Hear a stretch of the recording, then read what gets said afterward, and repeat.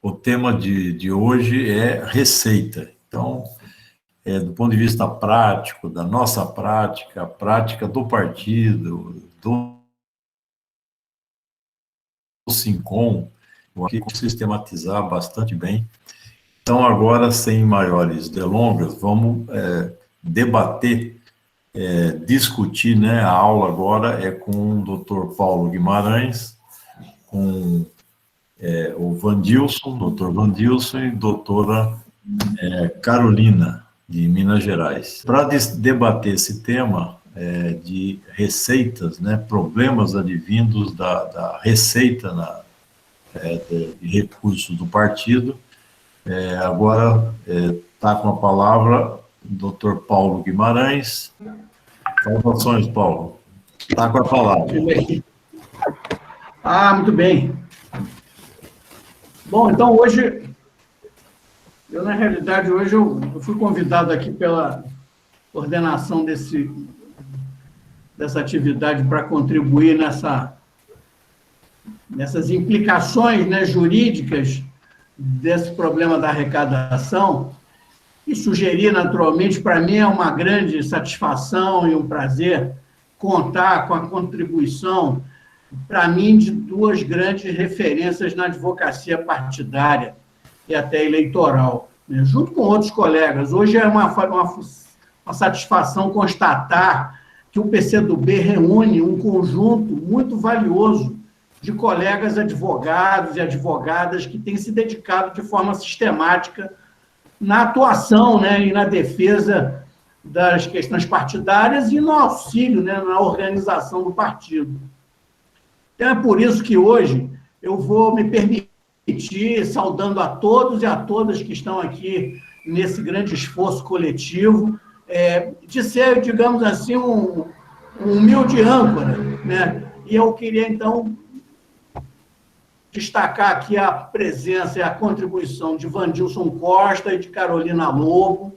Vandilson, como todos conhecemos, colega advogado, né, na Bahia, do partido na Bahia, e grande consultor de todos nós, o tempo todo, né, ficamos perturbando ele para solucionar uma série de problemas e dúvidas, né, e da mesma forma, Carolina Lobo, a colega que tem se destacado, né, cada vez mais na sensibilidade. Para mim é uma satisfação muito grande compartilhar esse momento com ambos, especialmente porque são expressões da advocacia partidária, né, que tem uma compreensão da realidade partidária, especificamente do PCdoB, e uma larga trajetória da militância política. Portanto, eu acho que esse é um aspecto relevante, né, de nós compreendermos, analisarmos, e aqui batemos um papo, né, de 1 hora, que é o tempo que nos foi dado, para analisar as implicações sobre a questão da arrecadação. Na quinta-feira, nós vamos também fazer uma dinâmica semelhante, mas envolvendo as questões das despesas, né?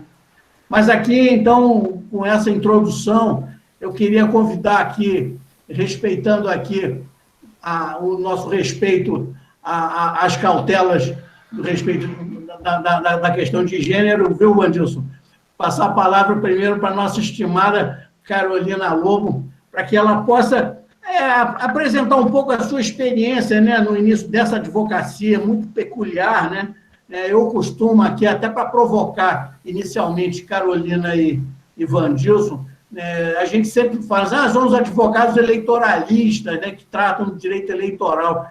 E eu sempre me considero assim, uma pessoa que se dedica a uma outra vertente da advocacia, que é a advocacia partidária, né, que se preocupa com as questões do partido, da administração partidária e das implicações jurídicas. Então, eu queria passar inicialmente a Carolina para ela também se colocar e externar um pouco sobre isso. Vamos lá, Carol. Bem, boa noite, Paulinho, boa noite a todas, camaradas e todos camaradas presentes na reunião. Primeiro, agradecer, né, pelo avançar da hora e ressaltar que as reuniões do PCdoB e os cursos do PCdoB são sempre contam com a presença de todos os estados, muitos municípios, e isso não é comum, né? Sobretudo nesse horário, à noite, e sobre um tema tão maçante quanto esse, né? De prestação de contas, gestão partidária, mas que é, de fato, como Alemão e Oswaldo colocaram, muito importantes. Então, eu sou a Carol, Paulinho me chamou de Carolina, quando me chama de Carolina, eu até acho que aconteceu alguma coisa. Eu sou a Carol, eu sou advogada do partido em Minas Gerais. Eu entrei para a advocacia eleitoral e partidária exatamente por uma circunstância mesmo, militava no partido e acabei assumindo essa tarefa de me encantando exatamente por esse ramo dos direitos políticos, né? Eu acho que sempre gostei da área do direito público, atuava na área do direito administrativo, mas a área da advocacia eleitoral e partidária, ela, de fato, é muito interessante, exatamente porque ela trabalha com esses direitos, com os direitos políticos, com a democracia, e a gestão partidária tem a ver com tudo isso. Então, eu estou entendendo que primeiro a gente vai se apresentar, né, Paulinho, para depois bater uma bola sobre os problemas da arrecadação, né, e como solucioná-los. Então, eu vou, nessa apresentação aqui, ser bem breve mesmo. Então, eu sou a Carol, estou à disposição de todos vocês, atuo aqui em Minas Gerais e colaboro, sempre que sou chamada, com a direção nacional para tratar desses assuntos. Muito bem, Carol.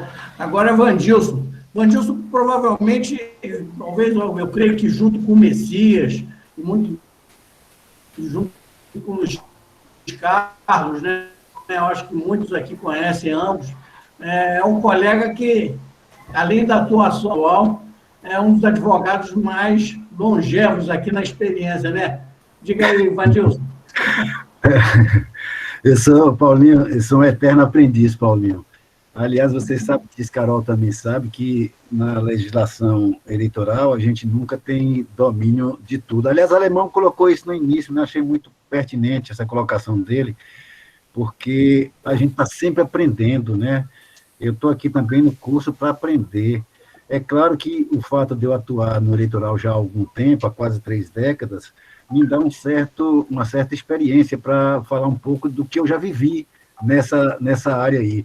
Mas é assim, a gente está sempre aprendendo, né? Eu sou advogado do partido desde a década de 90, né? Aliás, antes disso, eu fui deputado, né? E deputado estadual. E o que me levou a fazer o curso de Direito foi exatamente por ter, vamos dizer assim, uma certa inclinação de atuar na área da advocacia eleitoral. E sou assim, sou um aprendiz, né? Eu digo isso com toda assim, sinceridade, porque a legislação eleitoral, aliás, o ramo do direito eleitoral é um dos ramos que exige mais do profissional, porque muda com muita frequência, diferente dos outros ramos, né? Direito penal, direito de família, direito civil, direito tributário, que as mudanças são muito pequenas e acontecem assim, em períodos mais espaçados. A nossa legislação muda com muita frequência, cada eleição tem mudanças, e mais do que isso, a jurisprudência, ela muda por semana. Aqui, eu já tive atuação aqui no eleitoral, que numa semana o tribunal mudou de uma posição, tipo assim, da água para o vinho. Então, e muda também nesse aspecto da área de arrecadação. A gente, Oswaldo colocou aí, né? A gente já passou por algumas fases, e na parte de arrecadação também a gente já passou por algumas fases. Tem-se aí hoje uma legislação, sobretudo na parte das resoluções, que pretende que seja a resolução definitiva, né? 23.604 e a 23.607, porque ela já disse que é para as eleições, não está dizendo que foi para o processo eleitoral de 2020, vai valer também para 22, mas eu tenho quase certeza que vai ter mudanças aí, no mínimo vai ter mudança na jurisprudência. Então, assim, para finalizar aqui, Paulinho, essa parte da apresentação, estou aqui para aprender também, falar um pouco da minha experiência, e estou à disposição para trocar ideias e trocar experiências aí, aprender com Carol. Carol é uma pessoa que eu tenho muita admiração pela combatividade, pela atuação dela, eu acho que é uma pessoa que tem muito a nos ensinar aí, junto com os demais colegas. Não, é isso mesmo. Vocês têm toda a razão, a gente fica aprendendo toda hora, e especialmente o entendimento dos TREs, né, que vão, na minha percepção, assim, pressionando, né, o Tribunal Superior Eleitoral até para mudança, né? Eu tenho percebido, assim, o TSE, às vezes, é um reflexo do que os TREs vão decidindo. Às vezes tem TREs que têm entendimentos até mais avançados que o TSE. É muito interessante isso.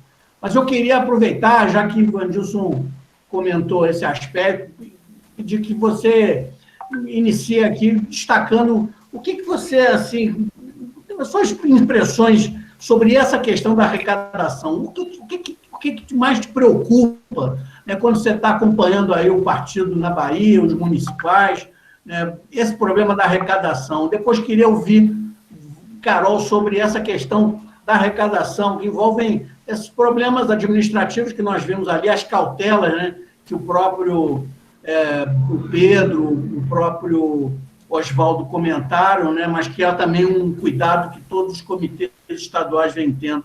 Como é que você vê isso hoje, hein, Vandilson? Ô, Paulinho, aqui tem uma experiência razoável, né? Tanto porque eu acabo prestando a assessoria também para o Municipal de Salvador, né? E a gente faz arrecadação aqui, e a gente tem, assim, algumas experiências. Em primeiro lugar, eu queria dizer o seguinte: eu acho que todo mundo tem uma obrigação, o pessoal da contabilidade, advogado, administrador, porque João Brasil já coloca aí esse elemento do administrador que é fundamental. O administrador, o contador e o advogado, eu acho que tem que ter uma noção exata do que rege vamos dizer, essa parte de finanças, né? E aí, eu diria assim, em primeiro lugar, a gente tem que partir da Constituição, né? Tem o artigo 17, que fala lá, tá, do artigo 17 deriva a Lei 9.096, que é que regula a parte da legislação partidária, que pouca gente tem experiência nisso. Aqui, eu digo que aqui na Bahia tem muitos eleitoralistas, mas que faz a advocacia partidária são poucos. Então, a 9.096 estabelece ali normas que regulam a parte de arrecadação. Da 9.096 vai para uma resolução que agora tem-se, que pelo menos pensa que vai ser definitiva, que é a 23.604. Ali regula, vamos dizer assim, como deve ser arrecadado, né? E é fundamentalmente a arrecadação. Hoje, o partido se faz fundamentalmente fora das fontes legais, né, fundo partidário, fundo eleitoral, faz em pessoa física, não tem mais a arrecadação de pessoa jurídica como tinha no passado, né? O que acontece, Paulinho? Como a gente tem um certo número de militantes que contribuem com o partido aqui, nós muitas vezes enfrentamos problemas com essa arrecadação, porque gera boleto no Sincom, aí a pessoa pega o boleto e vai pagar, pede a militante, ou o militante, um pede a esposa, ou o esposo pede faz uma troca aí, pague lá para mim e tal. Aí o que acontece? O cidadão paga o carnê na conta dele. E isso acaba gerando uma certa complicação na contabilidade e na prestação de contas. Porque quando você vai bater, o boleto é de um CPF e a conta que foi feito o depósito é de outro CPF. Isso gera problema na contabilidade e pode gerar problema na prestação de contas, porque pode cair naquela coisa do... Eu vou usar uma expressão aqui que quem tem familiaridade com isso sabe, que é o RONE, né? Recurso de origem não identificada. E isso pode ter consequência na prestação de contas. E vira e mexe, a gente tem problemas. É claro que, dependendo do juiz, da situação, a gente pode fazer uma nota explicativa, pode pegar a declaração da pessoa que fez o depósito e ir afastando essa coisa do recurso e mostrando que a origem é identificada e talvez afastar isso aí. Mas a gente enfrenta outros problemas também. Às vezes, já aconteceu da pessoa pegar e pegar um cheque de um sindicato e fazer o pagamento através do cheque. Eu vou dizer sindicato, mas pode ser de uma pessoa jurídica, de uma cooperativa, como já aconteceu também, e faz o pagamento da mensalidade. Isso aí gera um problema grave. Aí é um problema grave porque cai naquela vedação de que o partido vedado receber de recursos de entidade, ou de sindicato, ou de cooperativa, pessoa jurídica, de um modo geral, né? Porque a única pessoa jurídica que pode fazer doação é de um partido fazer doação para o outro, mas a pessoa jurídica da sociedade civil não pode fazer, né? Clube de futebol, igreja, associação, sindicato, etc, etc. Isso aí pode gerar problema grave. Se a gente descobre a tempo, você pode...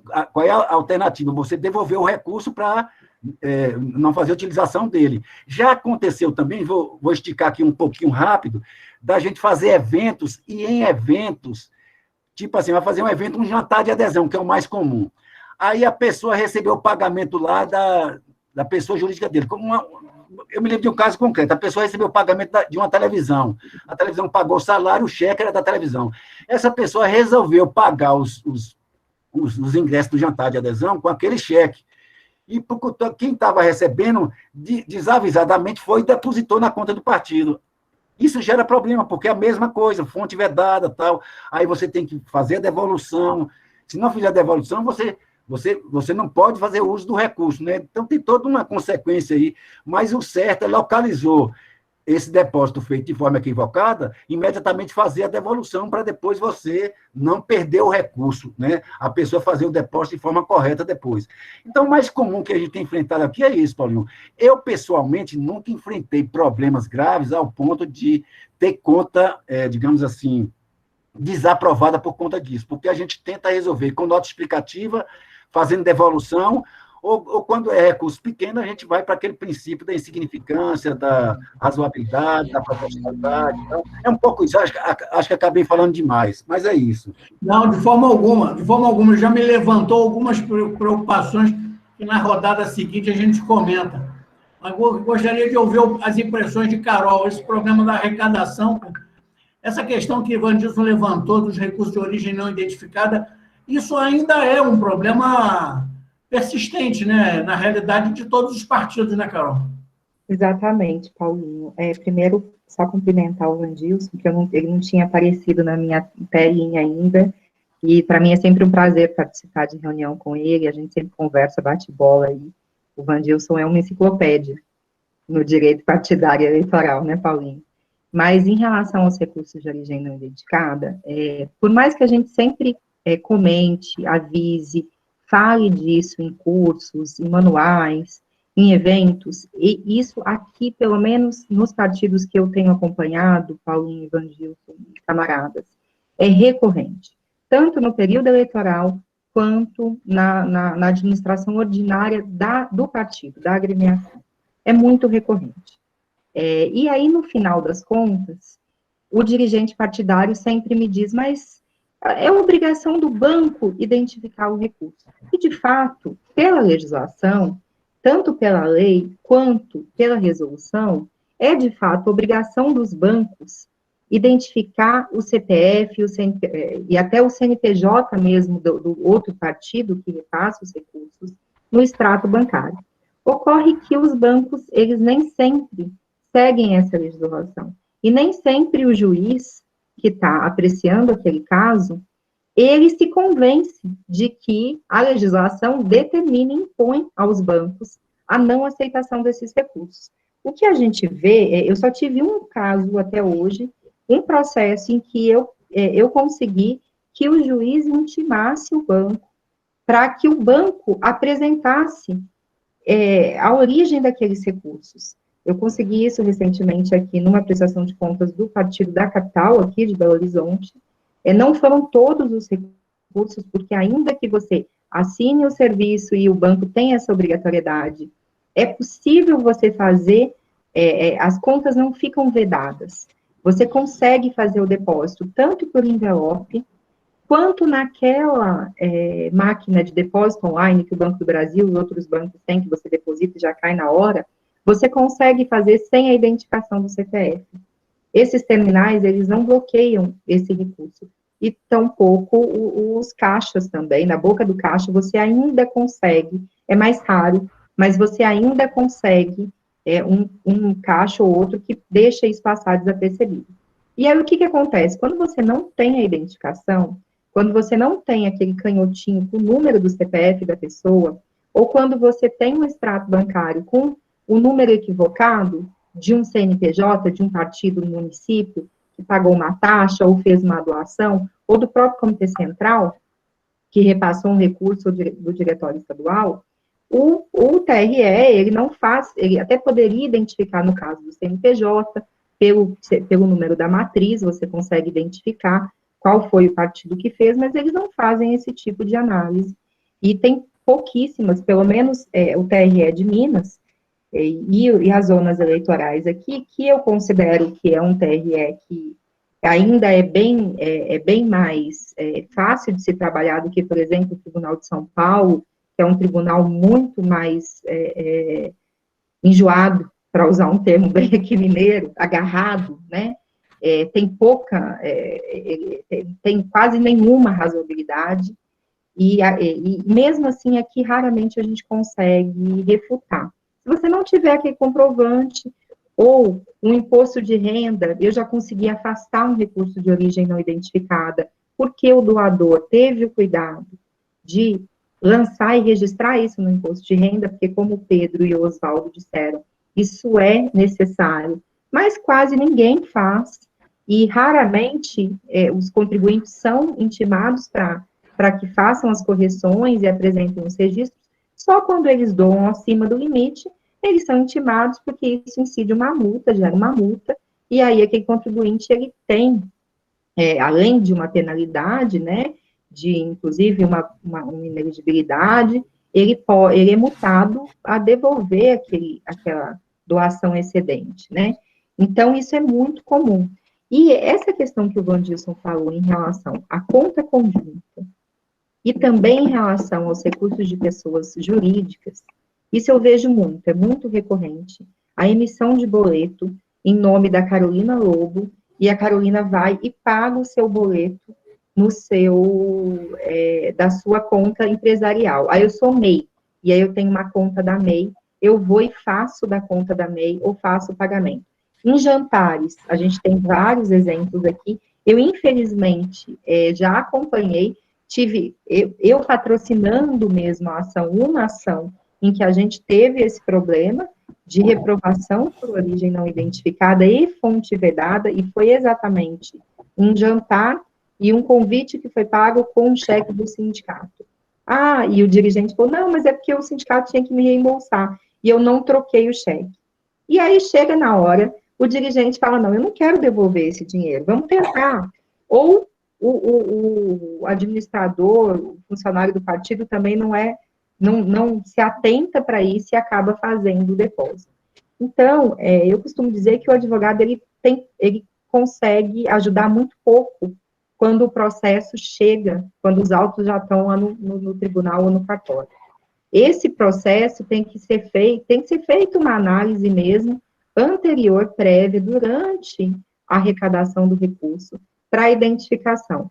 E o sistema que o PCdoB disponibiliza, que o Oswaldo e o Pedro apresentaram aí de forma muito eficiente, é um sistema que faz esse compliance, ele tem esse cuidado de te indicar qual é a fonte, de atribuir ao CPF, porque aquele sistema de geração de boleto do próprio banco, acompanho aqui um processo em que o partido gerava boletos, encaminhava para os seus criados pagarem os boletos, e os boletos eram pagos, mas a justiça questionou, falou, olha, mas cadê a comprovação? Em algum momento apresentaram um comprovante que foi pago por outra pessoa, daquele boleto, não sei como que aquele boleto foi parar nesse processo, é um processo antigo, e então o auditor do tribunal falou, olha, eles pagam o boleto, ou eu emito um boleto e outra pessoa paga esse boleto. Então, de fato, o boleto, ele se torna aquele boleto que a gente imprimia pela caixa, que não tem aquele lastro, ele se torna um boleto que pode ser pago por qualquer pessoa. Por isso você tem uma limitação de valor hoje, por isso você tem uma limitação para depósito em espécie, exatamente porque qualquer pessoa podia utilizar um CPF e registrar aquela doação. Então, os auditores, quando a gente tem eu brinco sempre, eu falo aqui com o Fernando, que é o nosso tesoureiro, com o Rubió, que acompanha muito isso pelo PPL, que era presidente do PPL. Quando a gente tem uma grande ideia, né, Vandilson e Paulinho, normal, olha, eu vou fazer isso, eu vou fazer esse boleto aqui, porque daí eu deposito o dinheiro aqui, divido. Essa grande ideia, normalmente, ela já foi tida por muitas outras pessoas. E ela já é conhecida pelo auditor. E raramente a gente vai conseguir convencer ele que ela não é aquela grande ideia, que ela é outra, que de fato a gente... E os partidos, eles têm a obrigação de apresentar a comprovação de todas as suas arrecadações e gastos, né, por expressa previsão legal. Aqui a gente não está falando em presunção de inocência. Aqui a gente está falando de comprovação da origem dos recursos e depois, na próxima aula, Paulinho, não sei se Vandilson que vai estar aí ou se algum dos outros colegas, Fátima, Fábio, Léo, uma série de colegas que acompanham isso no Brasil todo, que também estão muito acostumados com isso, vão dizer aqui, mas também as receitas precisam ser comprovadas, né? Então, isso é muito comum e é muito difícil afastar. O que acaba acontecendo, hoje eu recebi de um candidato no interior, mas foi a tia que depositou, mas a tia depositou no envelope. E aí, a tia lançou no imposto de renda? Não, não lançou, porque ela não declara imposto de renda. Qual é a solução? A solução é devolver o recurso antes que o tribunal julgue as contas, porque se ele julgar, vai incidir juros, ele vai atualizar. Se você devolver rápido, pode ser que você afaste a incidência de juros, que deveria ocorrer do momento, né, em que a decisão ocorreu, ou até alguns juízos fazem a atualização. A própria desaprovação, provavelmente, né? Exatamente. Então, a única alternativa é fazer esse processo anterior. E o SINCOM, ele nos permite que alguém faça por nós, né? Que um computador, uma equipe, tenha esse cuidado e afaste esses equívocos. Não, interessante. Vocês dois destacam aspectos que envolvem essa questão, seja da fonte vedada, como dos recursos de origem não identificada, que guarda relação com a importância da administração, não é verdade? Porque realmente é ali que começa a percepção primeira dessa circunstância, né? Ou seja, nessa questão do sindicato, ou mesmo do depósito sem identificação, que vai a senhora lá e faz o depósito com envelope, sem identificação, a administração, na hora que toma conhecimento, ali as providências têm que ser feitas. E realmente, às vezes, a administração não vai na hora ligar, eu não sei se acontece isso, eu queria até ouvir Vandilson e Carol sobre isso, que é um pouco essa dinâmica desses desafios que as administrações partidárias enfrentam, que tem a ver com essa questão, por exemplo, que nós sabemos, né? Às vezes acontecem várias prestações de contas são desaprovadas porque contas bancárias que são necessárias não são abertas, né? Em vários órgãos partidários. Depois tem esse problema dos recibos das doações, né? Que também nós já vimos várias receitas que são glosadas porque não se teve o recibo para o doador, né? A questão das doações estimáveis e tal, mas, fundamentalmente, essa percepção administrativa desses problemas, como é que as coisas podem ser aperfeiçoadas na relação. Como é que é isso na Bahia, em Minas, ou a experiência de vocês em outros locais? Aqui no Comitê Central, realmente, quando surge alguma dúvida, Éder ou Alemão, eles me vão demandando dúvidas, mas às vezes os problemas já aconteceram efetivamente e a gente vai ter que enfrentar lá. Gostaria de ver a opinião de Vandilson sobre esses desafios, sobre essas etapas que são exigências que a legislação coloca. Depois nós vamos aqui abrir para as intervenções que eu estou vendo aqui no chat. Já tem, inclusive, aqui, Vandilson, uma bancada de admiradores do trabalho de Vandilson aqui, né, e a quem eu me somo também a bancada de fãs do trabalho de Carol, como tem de vários outros colegas. Mas passo aí, Vandilson, o que você poderia comentar para nós sobre isso? Paulinho, a gente vem aprendendo com o tempo, né? Eu acho que a Andréa deve estar aqui, né, nesse curso. A Andréa é a pessoa da parte da administração das contas do partido do estadual. E Rosana mais Jerônimo é do municipal. São as duas estruturas que têm maior movimentação aqui na Bahia, né? Porque tem outros diretórios que não têm tanta movimentação. mas que tem movimentação com esse tipo de problema, né? Porque, sobretudo o estadual, que recebe muitos depósitos e tal, a gente já passou muitos percalços aqui. E o que eu digo é o seguinte, Paulinho, Andréa é que é responsável pela administração. Como ela já sabe que surge esse tipo de coisa, imediatamente, quase que diariamente, ela acompanha a movimentação financeira das contas partidárias. Eu estou dizendo das contas, porque tem a conta dos recursos ordinários e tem as outras contas, né?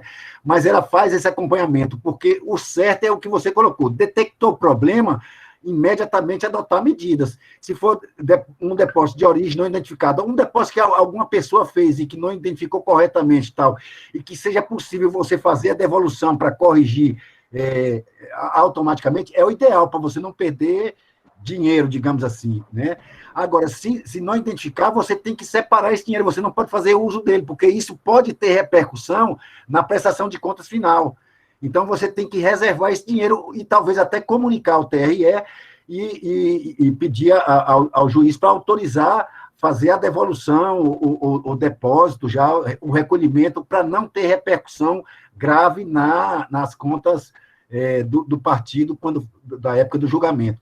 Então, nesse particular aqui, tanto o municipal quanto o estadual já tem pessoas que têm uma certa tarimba, né, que detecta esse problema e a gente vai corrigindo.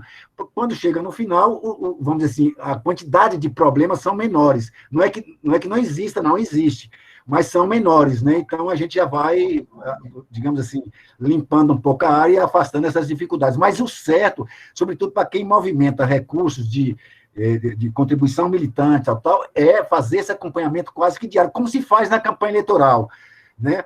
Porque a exigência é muito parecida. A 9.504 tem exigências lá, a pessoa recebeu, e é um recurso que não foi identificado corretamente, não pode fazer uso, tem que devolver, ou devolver para aquele que depositou de forma equivocada, ou devolve com a GRU para a União, né? Então, o mesmo procedimento tem que ser adotado também nas contas partidárias, né? E a gente tem tido essa vigilância aqui e adotado esse tipo de conduta. Não sei se respondi, Paulinho, mas é mais ou menos... Não, exatamente. Eu acho que a sua observação é muito valiosa, porque evidencia, né, todo esse esforço que o partido vem fazendo, e aqui a gente percebe tanto na Bahia, em Minas, né, no Rio, em outros locais, enfim, em todos os órgãos partidários, de haver esse entrosamento, essa sincronia administrativa, contábil e jurídica, né, naturalmente sobre uma compreensão política. Mas como você vê isso, Carol, e essas questões, e vocês vêm percebendo esse problema também de... Hoje, talvez, vai diminuindo mais, né? Todo mundo vai começar a ser informado em ter as contas bancárias abertas, as doações, os termos de doação firmados, quer dizer, esse tipo de desafios vão diminuindo, né? Quanto mais a turma vai tomando pé da situação, né? Pois é, Paulinho. Aqui, acho que tem uma experiência muito peculiar, né? Nós temos, assim, uma série de contas, tanto a nível estadual quanto em municípios que movimentavam recursos são poucos, né? Os grandes municípios, mas um acúmulo de contas reprovadas por recebimento de origem não identificada, fonte vedada, despesas não comprovadas, que foram se acumulando e que chegavam a ter toda a receita recebida. Eu acompanhei, mas já em fase recursal, já não era mais possível apresentar nada, mas o estadual teve um determinado ano em que ele devolveu todo o recurso que ele recebeu, inclusive pelo SINCOM, porque o extrato bancário não vinha o CNPJ do partido. E era uma peça que, se a gente tivesse, na época, um acompanhamento administrativo ou jurídico, poderia ser baixada do sistema do TSE, porque a prestação de contas é pública. Então, no ano seguinte, nós fizemos isso e conseguimos aprovar as contas. Então, você imagina o volume dessas despesas. Hoje, o partido em Minas, o Fernando, que é o nosso tesoureiro, e o partido em BH também, o Paulinho, Paulinho Seu Xará, que é nosso tesoureiro aqui, reclama sempre, o alemão até brinca, que o Paulinho ele é tão íntimo da devolução dos recursos que ele chama de GRU, ele chama as GRUs já como um apelido, porque e isso torna a direção partidária inoperante, porque todo o recurso que você investiria na política, você acaba devolvendo para o Tesouro Nacional. Alguém perguntou no chat, recurso de origem não identificado tem um código para devolução. Recurso de fonte vedada tem outro código. Se você inverter o código, para você justificar para o tribunal que focinho de porco não é tomada, ele te manda devolver de novo. Com muito custo, você tem que dizer, olha, mas isso é enriquecimento ilícito da administração. Olha, é possível identificar. Senão, ele faz você devolver novamente. Então, aqui, como é que a gente conseguiu? A gente tem conseguido nas contas, né? A partir do momento de 2014, que eu entrei, que teve uma assessoria jurídica, uma assessoria contábil acompanhando, porque, gente, sempre era o amigo do partido que fazia o favor de assinar as contas.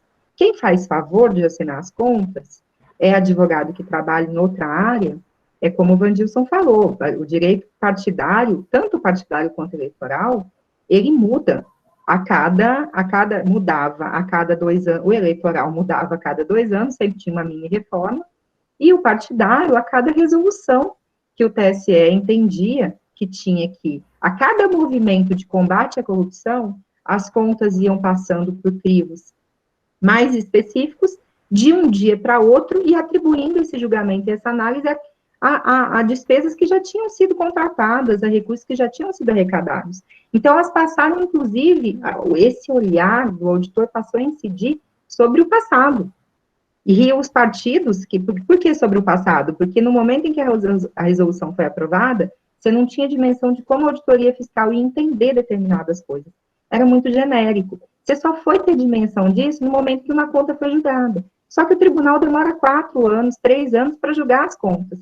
Então, você só foi descobrir que aquilo que você fez estava errado 3 anos depois. Você fez naquele ano, fez no ano seguinte, fez no outro. Então, isso gerava uma bola de neve. A gente só conseguiu afastar isso agora, né? A gente tem conseguido, sobretudo nos 2 últimos anos, com a análise constante do extrato bancário, é o que o Vandilson falou.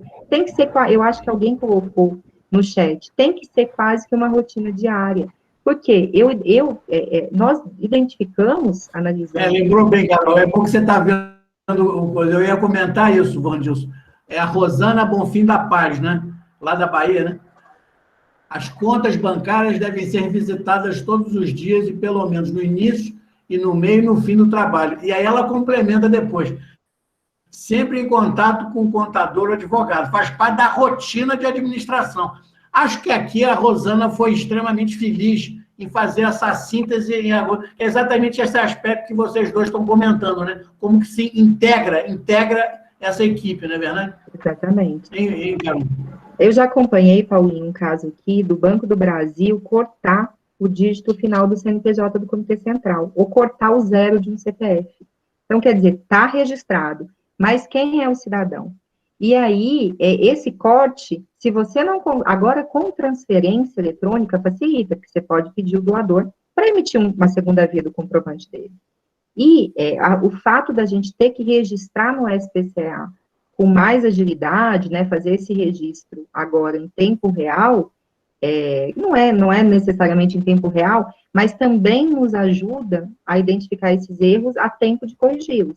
E quando você descobria isso só na diligência, 3 anos depois, era quase impossível você localizar, às vezes, eu tenho aqui um calhamaço de recibinhos de comprovantes de depósito. Identificam o CPF naquele comprovante. Se a pessoa, se não tirou xerox, depois de 3, 4 anos, apagou aquele papel, você não conserva. Então, tem toda essa guarda da documentação, que é muito importante, né, Vandilson? Nos municípios onde você não tem uma estrutura administrativa liberada, contratada, claro que isso é muito mais difícil, porque o dirigente, às vezes, ele é o zagueiro, ele é o goleiro, ele é o atacante, ele ainda apita o jogo. Só que, por isso, que para esses municípios, mais ainda, o sistema do SINCOM é uma alternativa muito viável. né? Ah, mas se eu colocar, tem muito dirigente, ninguém vai dizer isso aqui, mas eu já escutei muito isso em vários locais, principalmente em cidades que às vezes tinham uma estrutura administrativa. Ah, mas aí se colocar tudo no Sincom, a gente perde, porque tem aquela parte, a nossa arrecadação. Pois é, aí o que você não perde com aquela arrecadação sendo repassada para o órgão estadual e nacional, você perde devolvendo o recurso depois para o Tesouro Nacional. Então, é mais barato aquele percentual do que um funcionário, do que uma estrutura que, às vezes, o comitê não dá conta de proporcionar, né? Não, é isso mesmo. Tem essa observação aqui também da Sônia Maria Pinheiro de Barros, é interessante, e retoma essa questão do boleto, né? O cuidado que tem que se ter, né? No SPCA, e aqui realmente a inserção de dados no SPCA, eu digo isso porque João Brasil me comenta, né? É um trabalho muito meticuloso, né? E que vem demandando muita atenção.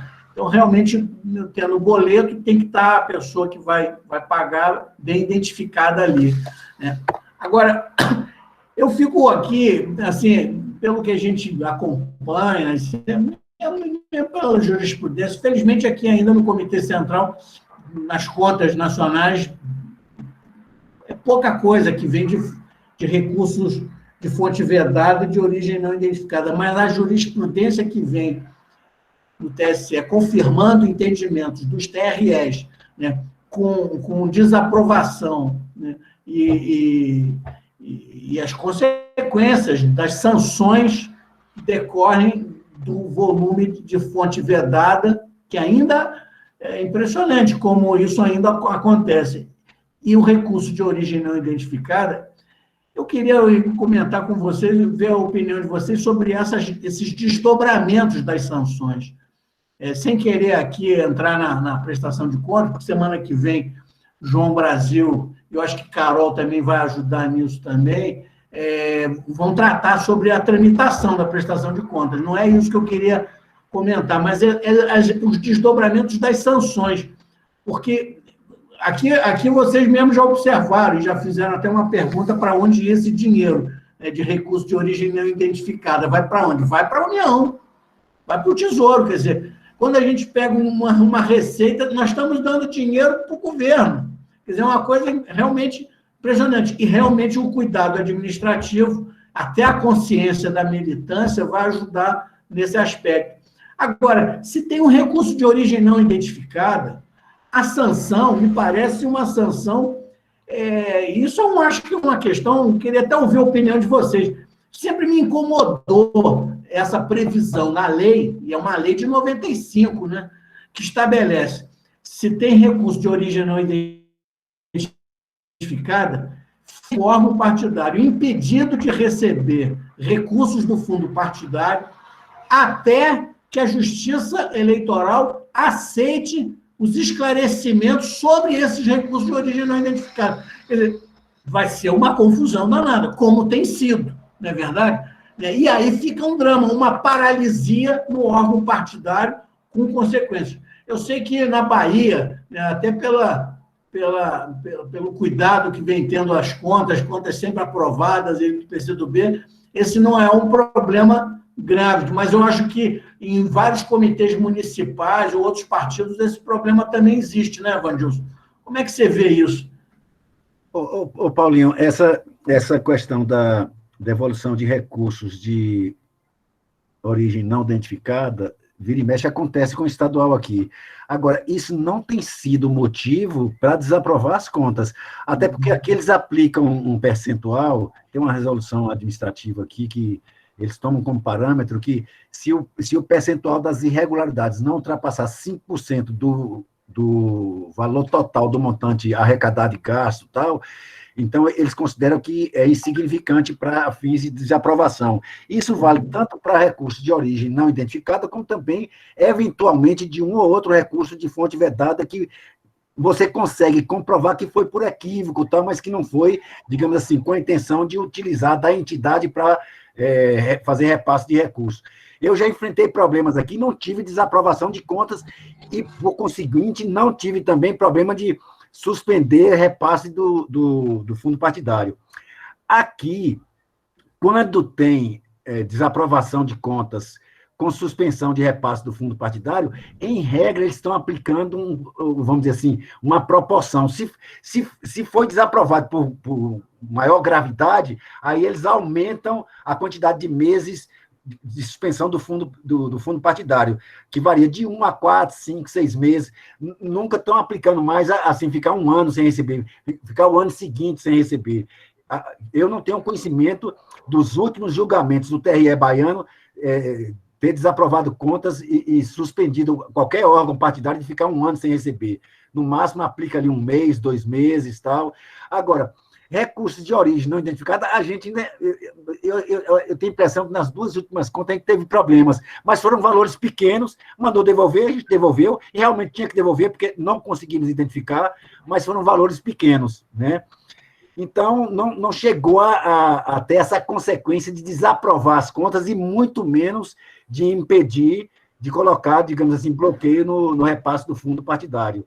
Nas contas do estadual não chegou a ter isso. Agora, de qualquer forma, Wanderson, é um problema que fica para a administração partidária, porque depois que a conta é desaprovada, digamos assim, para um órgão que tem a conta desaprovada, transcorrido, que seja 2, 3 anos da arrecadação, né? Já que a Justiça Eleitoral tem 5 anos para apreciar as contas, depois de apresentada, mas transcorridos 2, 3 anos, os TREs julgam com mais velocidade, né, os juízes das zonas eleitorais do que o TSE. O TSE está julgando na marca do pênalti ali, com 5 anos, antes de completar 5 anos, começa a julgar. Agora estão fazendo um esforço para 2016, começar a julgar 2016. A maioria dos TRE já julgou isso em 2016.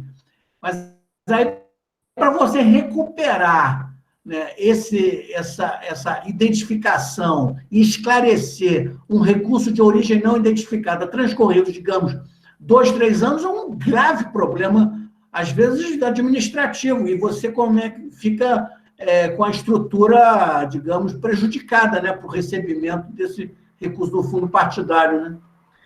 Essa regra que me parece realmente uma coisa estranha, porque se é determinado e a Justiça entende que até os recursos de origem não identificada não têm caráter de sanção, porque você simplesmente tem que devolver, mas impõe uma sanção e agora você tem que esclarecer de onde vem esse dinheiro. Como é que vai esclarecer isso?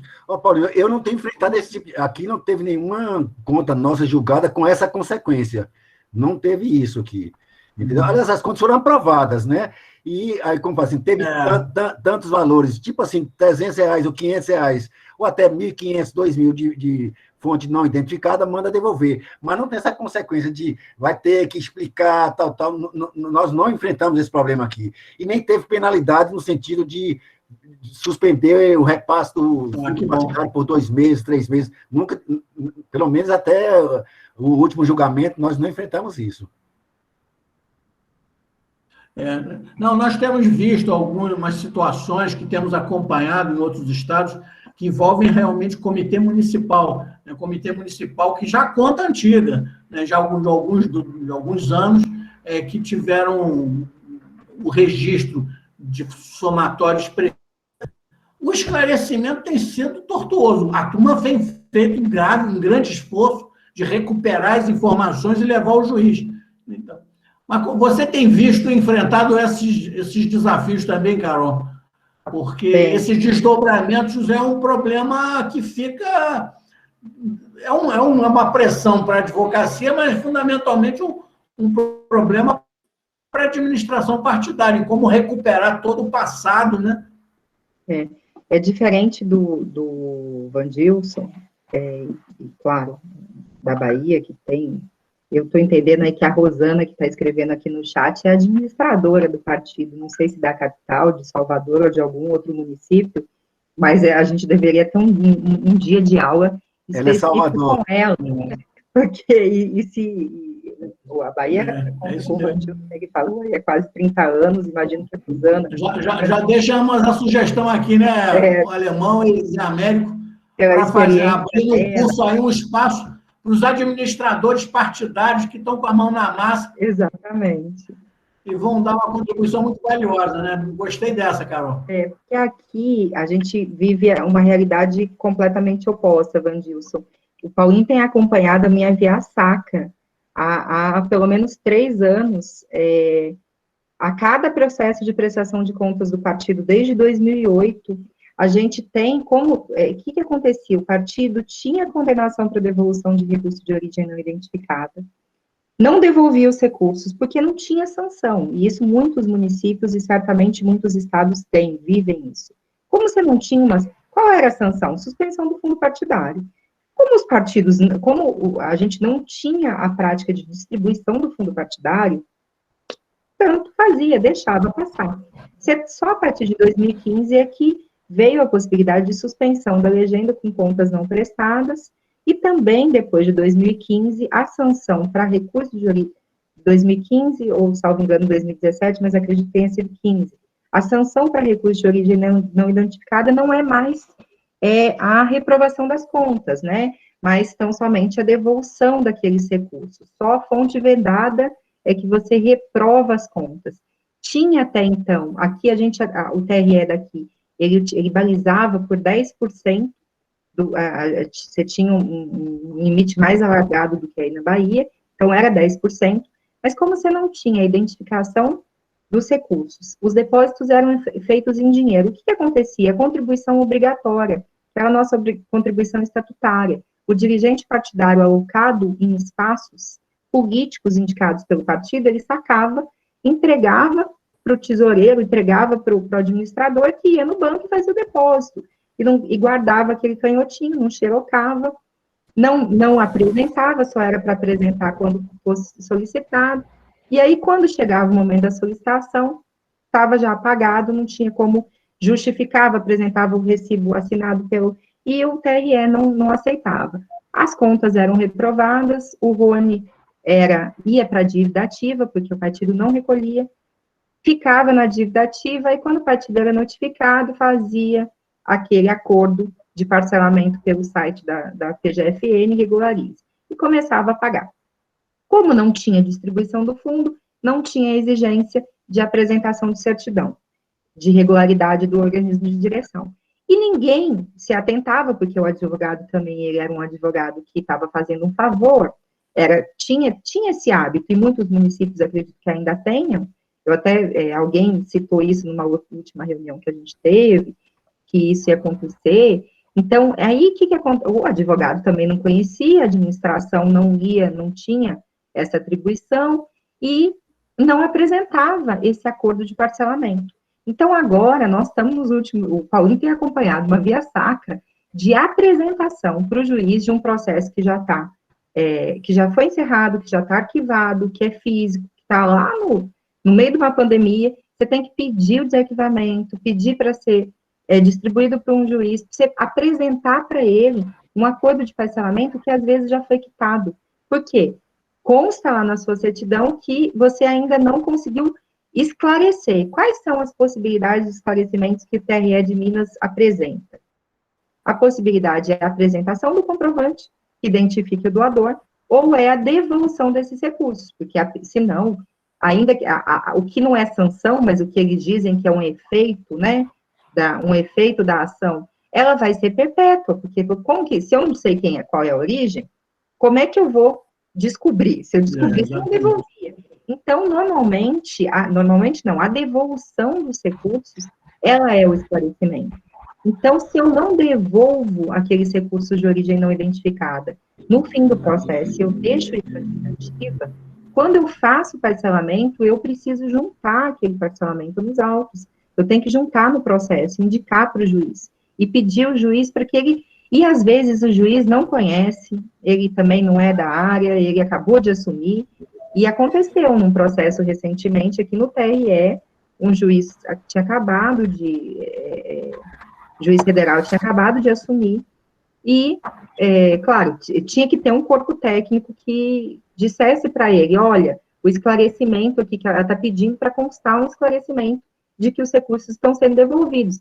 Ele não entendeu, e aí eu tive que me manifestar, explicar para ele, colocar ponto a ponto, olha, a gente está pagando, esse recurso está, essa é a forma que foi atribuída pelo setor técnico como justificativa que pode ser considerada. Então, é muito importante, nesse processo de regularização, os municípios, eu me deparei, a imensa maioria não teve movimentação nenhuma, mas alguns municípios, os maiores, que tinham, sobretudo, prefeituras ou espaços, presidência de Câmara, tiveram uma movimentação, e, em geral, esses processos que vão gerar RONE porque são processos muito antigos e que você não tem identificação. Então, é importante já solicitar o parcelamento no processo e, assim que fizer esse parcelamento, lembrar de, mensalmente, ir apresentando o comprovante. Porque se você deixa de apresentar, você deixa de estar adimplente e esse dinheiro volta a não ter origem, a não ter a sua origem esclarecida. E aí você está inapto, novamente, para recebimento desses recursos. Paulinho, teve uma pergunta aqui, que eu acho que foi do Alan, falando sobre a questão do limite do imposto de renda.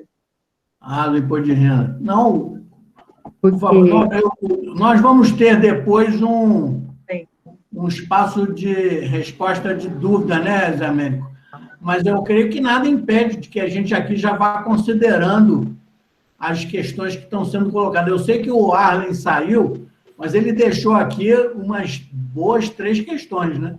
Então, se quiser comentar, fique à vontade, porque guarda relação com isso também.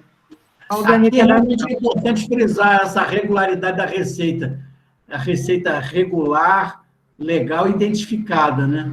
Isso tudo estando amarrado, né, os desdobramentos são mais fáceis de administrar. Mas, porque por favor, Carol, comenta aí. Na arrecadação eleitoral, eu acho que todos os dirigentes já estão mais familiarizados com isso, você tem um limite de 10% do rendimento, né, oferido no ano anterior. Então, se eu recebi 50 mil bruto, eu posso doar 5 mil reais.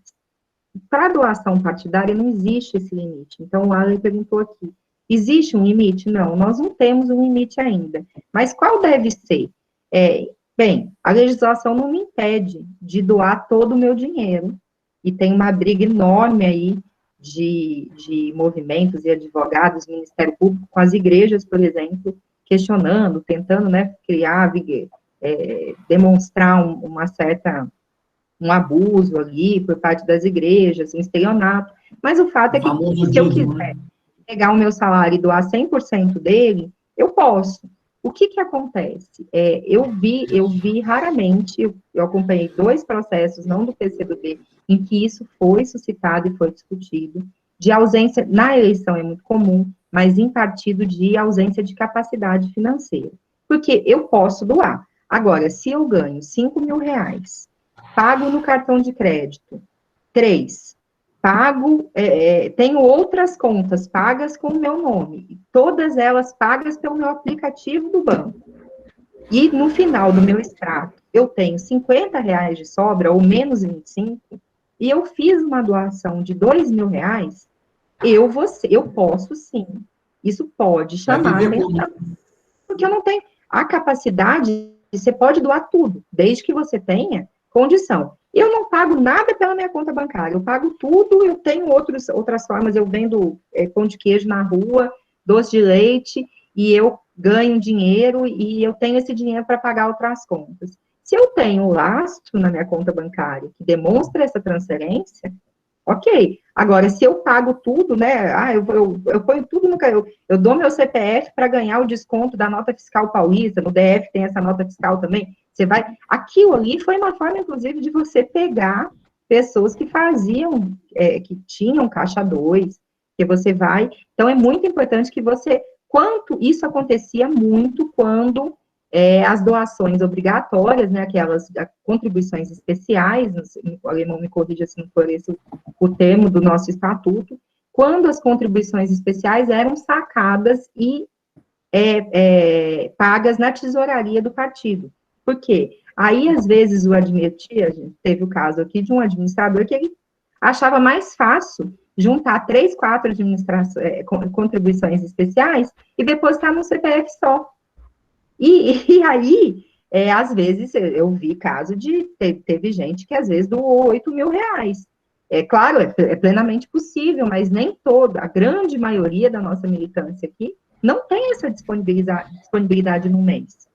Então, às vezes, você vai no ano, tem doações que são quase excedem. Claro, não tem um cruzamento, não tinha um cruzamento, porque não tinha o SPCA.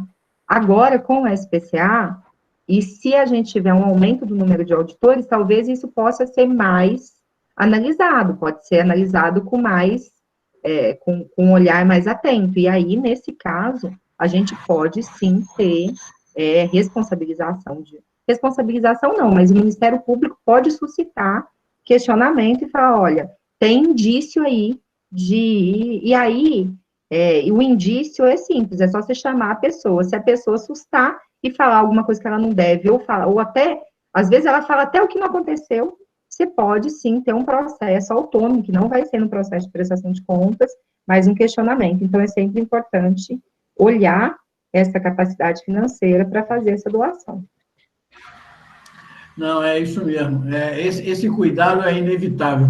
Com essa polêmica que você comentou aí das igrejas, que envolve os dízimos, né? Isso tem sido objeto realmente de atenção de muita gente. Já tem gente buscando estabelecer decisão judicial determinando a apuração, para saber se realmente as doações são de livre, espontânea vontade, ou é só o Espírito Santo que está baixando em todo mundo para entregar tudo para o pastor, né? Então, isso pode gerar realmente uma apuração, né? Às vezes até de ordem criminal. Aliás, como às vezes a gente tem visto, felizmente no PCdoB nós não temos isso, em grande parte, porque, como vocês comentaram, o partido está começando agora a ter essa prática mais de repasse de recurso do fundo partidário dos comitês municipais. Mas quando a gente olha na jurisprudência, por exemplo, do Superior Tribunal de Justiça, há uma quantidade enorme de ações de improbidade administrativa que o Ministério Público propõe contra dirigentes partidários por uso equivocado ou mal utilização do recurso do fundo partidário. É um desdobramento realmente perigoso. Quer dizer, a cada benefício acarreta uma grave consequência, né? Bom, pessoal, hoje nós estamos aqui também chegando ao nosso limite do tempo. Eu queria devolver a palavra aqui novamente a Wandilson e Carol, para que eles pudessem colocar assim, dessa sequência, né? Ou seja, aqui nós fizemos rapidamente um périplo, né, sobre as questões mais centrais, né, que envolvem a preocupação da arrecadação. Eu deixaria a palavra final aqui para Wandilson e Carol, para colocar suas conclusões, os seus destaques, né, dentro desse primeiro momento aqui que nós estamos vivendo. Iniciamos com Carol, vamos iniciar com Carol a conclusão e concluímos com Wandilson. Diga aí, Carol, sua síntese desse grande aspecto que envolve a receita para os partidos. Bem, eu acho que é a diligência, né, Paulinho? É o cuidado e a atenção, o acompanhamento, e acho que, primeiro, conhecer a norma, não é só para o advogado, nem só para o contador. Eu acho que todo dirigente deveria fazer um esforço para entender quais são as fontes que o partido pode receber. Às vezes, na correria, na tentativa de resolver um problema político, você acaba deixando o dinheiro entrar na conta para resolver depois.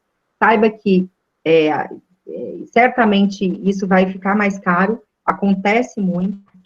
Então, essa diligência, essa responsabilidade de olhar, pelo menos, se não diariamente, se você não tem uma pessoa que olhe diariamente, mas mensalmente esse extrato bancário, fazer a identificação, verificar se o banco não está cometendo erro, porque o banco pode cometer o erro de cortar um CNPJ, cortar do órgão de direção nacional ou municipal, e quando é nacional é mais fácil, porque o CC tem um nível de organização muito grande, mas o município não tem. O município faz uma contribuição, paga uma taxa de registro de delegado para a conferência. Isso era muito comum.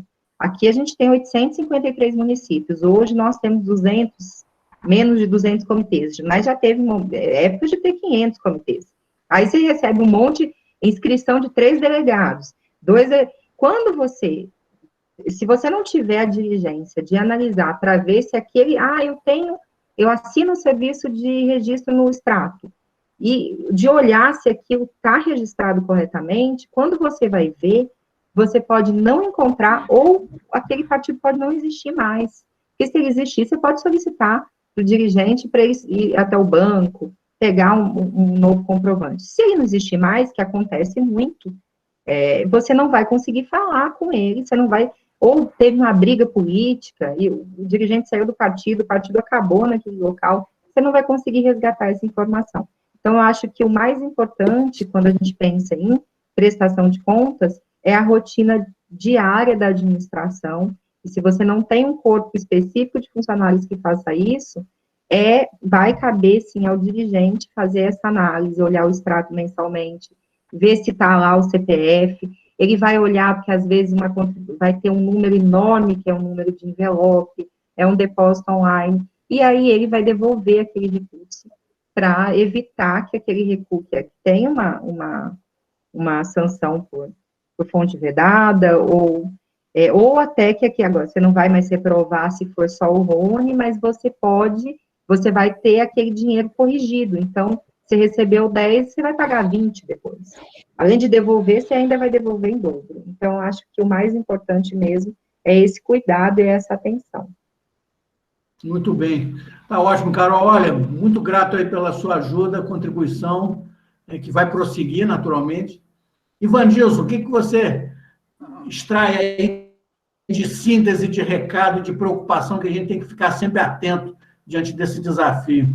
Não, Paulinho, eu faço minhas as palavras de Carol, eu acho que ela sintetizou bem aí. Acho que o partido está avançando, está dando um tratamento melhor nas coisas, né? Está cuidando mais e melhor das coisas.